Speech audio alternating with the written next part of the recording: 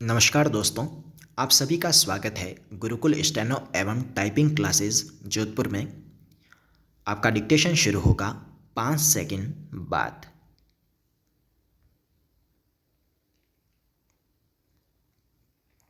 शुरू। सत्ता से करीबी गांठ कर कैसे कुछ लोग कानून को अपनी जेब में रख कर घूमना शुरू कर देते हैं, इसका ताज़ा उदाहरण झारखंड में एक शराब कारोबारी और खनन घोटाले में शामिल व्यक्ति के घर से 2 नामचीन राइफलों और करीब 5 दर्जन कारतूस की बरामदगी है। प्रवर्तन निदेशालय ने उस कारोबारी को खनन मामले में भी दोषी पाया है। उसके घर से राइफलें बरामद होने के बाद झारखंड पुलिस ने सफाई दी है कि उसके 2 कर्मी बारिश होने की वजह से अपनी राइफलें संबंधित कारोबारी के एक कर्मचारी के पास रखकर चले गए थे, मगर यह तर्क किसी के गले नहीं उतर रहा। यह समझना मुश्किल है कि कारोबारी ने किस आधार पर अवैध तरीके से ये बंदूकें रखी थीं। ये बंदूकें सामान्य लोगों के लिए बिक्री नहीं की जाती हैं। न सेना और सुरक्षा बलों के अलावा किसी को निजी तौर पर इनके इस्तेमाल की इजाज़त होती है।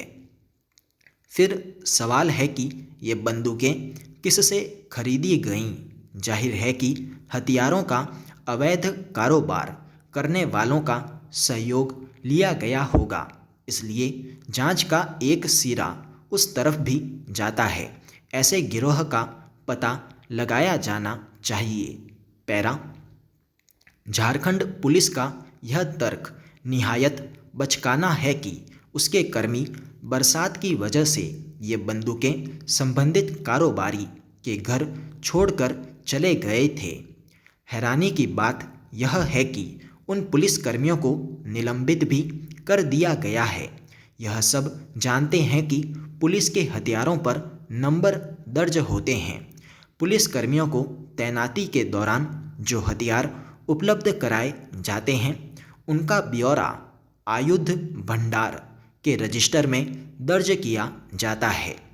जब वे अपनी तैनाती से वापस लौटते हैं तो उन्हें वे हथियार पुनः भंडार में जमा कराने होते हैं। इन हथियारों की गिनती और मिलान करने के बाद ही आयुध भंडार को ताला लगाया जाता है। फिर ऐसी लापरवाही कोई भी पुलिसकर्मी अपने सरकारी हथियारों के साथ नहीं करता कि उसे किसी के घर छोड़ आए। यह भी एक प्रश्न है कि बारिश की वजह से बंदूकों को क्या नुकसान पहुंचना था जब वे खुद अपनी बरसात में वापस लौट गए थे। क्या उन्हें यह बुनियादी बात पता नहीं थी कि उनके हथियार का गलत उपयोग किया जा सकता है। झारखंड जैसे नक्सल प्रभावी इलाके की पुलिस से ऐसी नासमझी की उम्मीद नहीं की जा सकती। पुलिस के आयुध भंडार के रजिस्टर से मिलान करके देखने से असलियत पता चल जाएगी। फिर उन हथियारों पर पुलिस के आयुध भंडार का नंबर दर्ज है या नहीं, सच्चाई इसी से उजागर हो जाएगी। पैरा। झारखंड और बिहार में अवैध हथियारों का कारोबार किसी से छिपा नहीं है। स्थानीय स्तर पर हथियार बनाए और बेचे जाते हैं। कई घातक हथियारों के भी वहां बनाए जाने के तथ्य उजागर हैं। जाहिर है कि सरकार की ढिलाई की वजह से लोग वहां ऐसे हथियारों का इस्तेमाल धड़ल्ले से करते हैं। हालांकि झारखंड में नक्सलवाद की वजह से अनेक कारोबारियों, राजनेताओं, अधिकारियों आदि को जान का खतरा रहता है। इस आधार पर उन्हें हथियार रखने की इजाज़त भी दे दी जाती है, मगर इसका यह अर्थ कतई नहीं कि इससे उन्हें कोई भी हथियार रखने का अधिकार मिल गया। जिस कारोबारी के घर से ये अत्याधुनिक हथियार मिले हैं, समझना मुश्किल नहीं है कि वे किस भरोसे के साथ जुटाए गए होंगे।